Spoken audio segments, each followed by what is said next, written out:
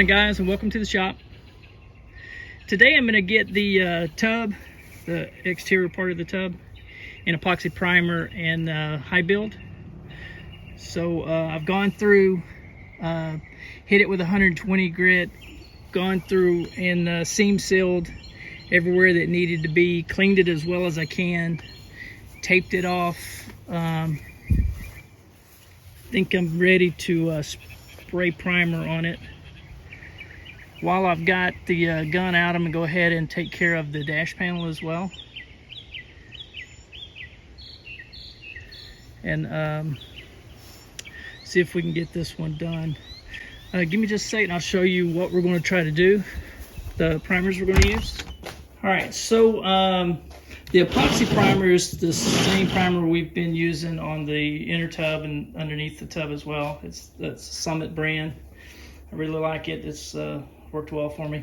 I'm gonna use my Harbor Freight gun. It's a 1.4. It's been working great for that, so I'll continue to use that. And then once I put 2 coats of epoxy primer on it, we're gonna come back with the feather feel, and we're gonna put 2 coats of feather feel on it. And I'm gonna use my Awada AZ3 gun for it, and I've got it set up with a 1.8 tip, so we'll see how well that goes.